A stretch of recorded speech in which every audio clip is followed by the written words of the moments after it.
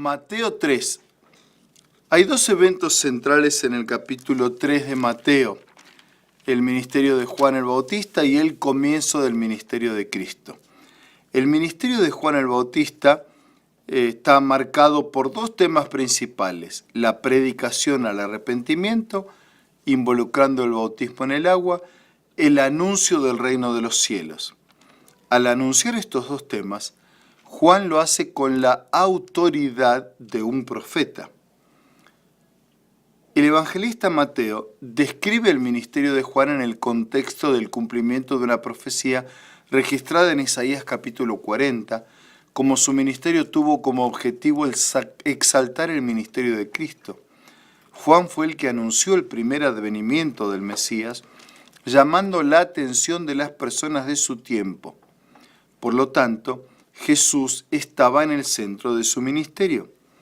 A Juan le correspondió demostrar que Cristo era de hecho Mesías divino y que se manifestara la gloria de Jehová.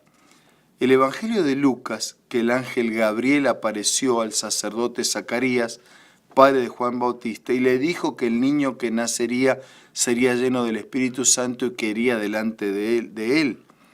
Por eso Mateo destaca que Juan era el que preparaba el camino del Señor para la llegada de Cristo, esa persona de la divinidad. Así, en este anuncio público, Juan reconoció a Jesucristo como el Jehová del Antiguo Testamento. Por eso admitió que Jesús era poderoso, la razón por la que es necesario que Él crezca, pero que yo mengüe.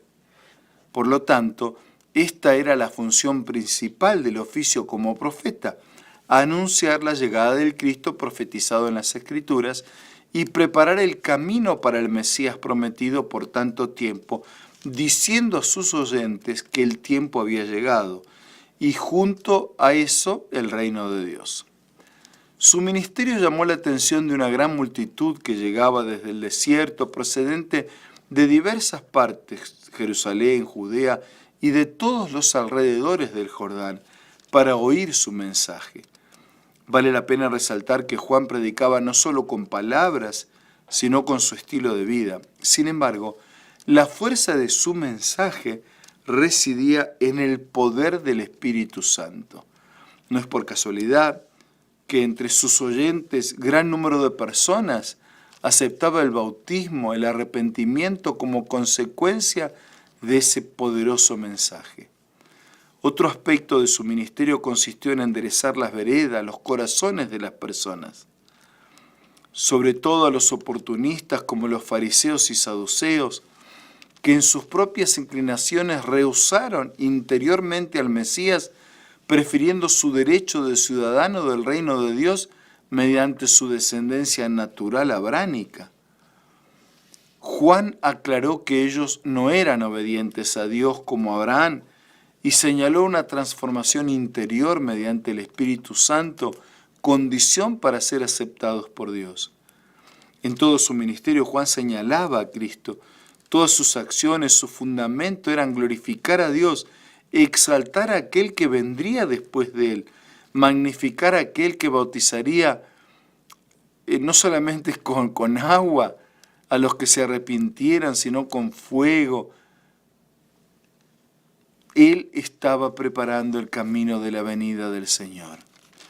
El ministerio de Jesucristo, cuando las noticias sobre la predicación de Juan llegaron a Nazaret, Jesús reconoció su llamado, el ministerio público, ante la proclamación del mensaje de su primo, y dirigió al profeta para ser bautizado por él.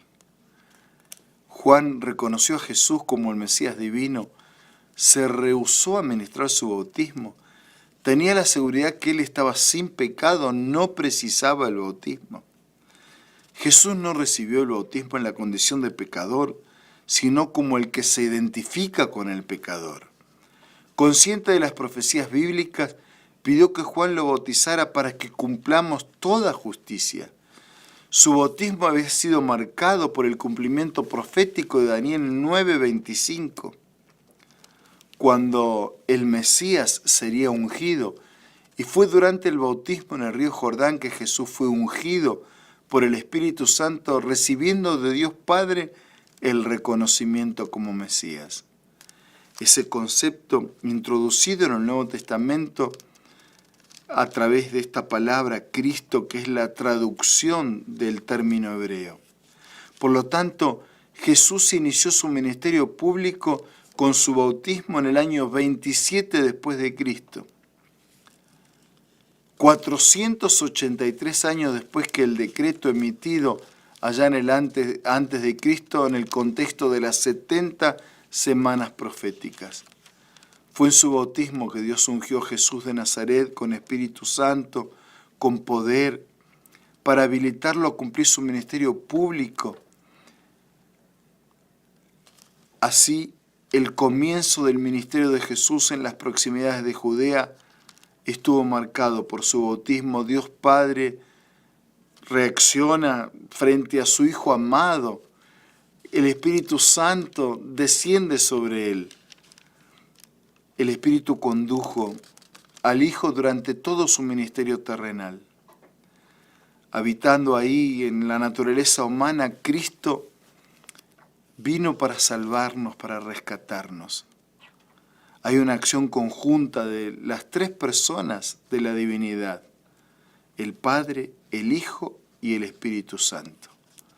Podemos tener la seguridad que Jesús es el Mesías divino profetizado siglo antes de su venida. La unción del Mesías lo separó y lo consagró para actuar no solo como un profeta, como sacerdote y rey, sino como aquel que también sería Salvador y Señor. Otro aspecto del ministerio inicial fue reconocer la importancia del don profético de su primo, el Bautista, Juan, a quien identificó como alguien más que un profeta. Permitió que Jesús le diera una continuidad a la predicación de Juan cuando, después de pasar por el desierto de la tentación, anunció el mensaje de Dios diciendo: arrepentíos porque el reino de los cielos se ha acercado. Jesús, el monarca de este reino futuro, que comienza en el corazón de cada pecador arrepentido que recibe al Mesías. Un reino que se manifiesta visiblemente en la vida de cada uno de sus hijos.